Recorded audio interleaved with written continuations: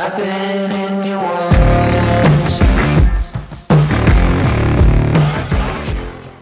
Hi, my name is Sean Holmes and I'm the General Manager of Odyssey Contracting. Today we're working on this beautiful home that's in a city called Fuquay-Varina, just outside of Raleigh. These homeowners contacted us because they had a big issue with their siding. It was a product known as Masonite. It had a class action lawsuit out against it and was known for rotting out and causing just lots of issues for homeowners beyond being unsightly. So we met with them, assessed the property, and of course presented to them numerous different material options, installation methods, and at the end of the day they landed on using the designer series of Royals Estate siding in a double 5-inch Dutch lap and redwood color, which if you ask me, I think looks very good and is going to look great against the contrast of the white fascia and so forth on the home. Now, we decided to actually use a fan fold insulation over the top of the Masonite along with a house wrap moisture barrier. This was for a variety of reasons. One of them is that it's going to give it a little bit of better R value, and then also it's going to give them a lot of sound dampening, so it'll be nice and quiet inside the home. It also reduces the amount of material we have to put into a landfill, which is of course green and always great. Beyond installing the siding, we're also going to be wrapping all exposed wood with an aluminum trim coil, making it a rot-free and maintenance-free finish on the exterior of the home. We're also covering over the gable vents that are up here because they just had a new roof installed with ridge vents, and to make sure that flows properly, the gable vents need to be closed off. There's a few vinyl windows here that are being replaced also due to rot, and then we're going to install all new gutters on this home. So let's take a moment and have a look at the work that's going on.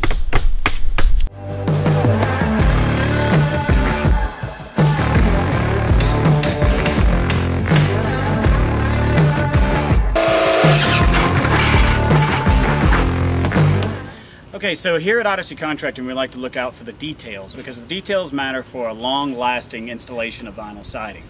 Oftentimes, you'll see on homes where at the bottom course like this, they'll have a J-channel at the bottom where the siding is locking into that. Now, as far as an aesthetics, that looks pretty good, but the problem is that it actually traps water inside of there. We don't want that.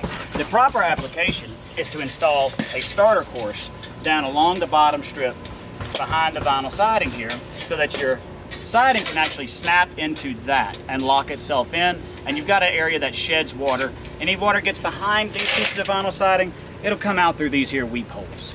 So one of the most common calls that we get from homeowners is that the piece of vinyl siding at the top of a wall, it keeps coming off and they can't seem to get it to stay. What that comes down to is actual installation error on the contractor's part. So most pieces of vinyl siding actually interlock together, the bottom piece of one at the top lock of the other, and that's what holds it in together on a floating form.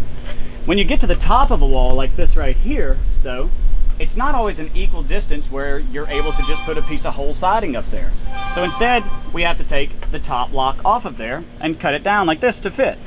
So once this happens, most people just lock it in to the piece below it, leave it up there, maybe even tack a nail or two inside of there, but that's not strong enough to hold. So instead, here at Odyssey, what we do is we'll take a slot punch.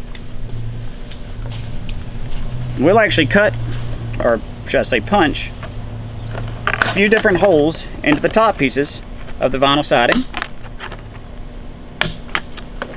Then we'll take our J-channel, nail it up, and then put what's called, and this is the key here, utility trim inside the J-channel and slide that in.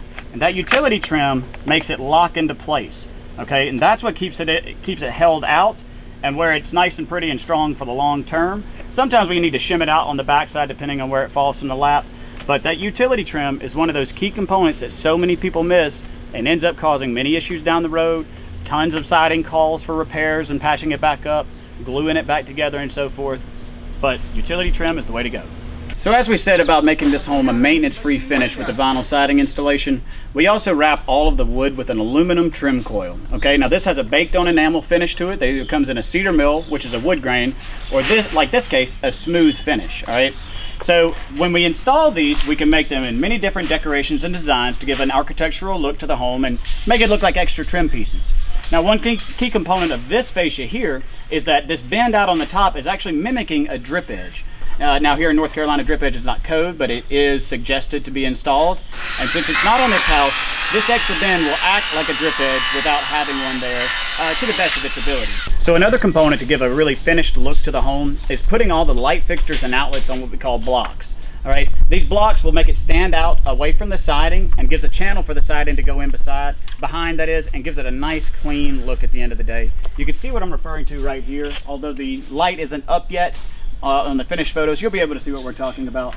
But these are one of the little things that really make it a crisp, clean job. So as we had talked about earlier, this home has Masonite siding on it. The product had a class action lawsuit out against it, which unfortunately is closed now. And what the problem is with this product is that it actually starts to swell around the nail holes. See, these have face nails in them that should not be there. That it comes down to a starter course not being installed. But these face nails right here will allow water to come in, and then you get all of this happening. And then down here you can see where it's completely falling apart. And this happens on many of these homes, especially where the sun doesn't shine for a great period of the day. And repairing it is very difficult because we have to get behind this siding right here, up and behind, and get the nails out, which is almost impossible to do without breaking the other pieces above because they're already starting to rot out. All right, big problems. The best solution here, cut out the bad spots, install vinyl over the top. So one other common issue that we see with siding installations is that contractors don't put enough of a gap between the shingles and the siding itself.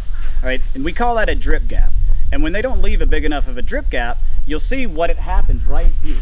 The water starts to get into this and wicking into the siding and causing it to expand and deteriorate or rot, one of the above.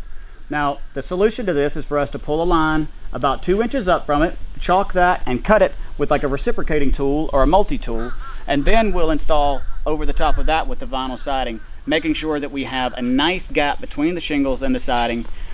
And that also helps it to have any kind of debris that could get trapped in there to allow it to wash down. It's a very key feature to it and could void the warranty if it's not done. So the homeowners here wanted there to be some sort of a feature area on the home. So what we suggested is that they do either a board and batten or a cedar shake style or something in the gables here on the home. And now they ended up making a great decision here. They chose the Royal Portsmouth 7 cedar shake shingle, okay? And the reason they call it a 7 is the amount of shingle that you actually see as a 7-inch portion.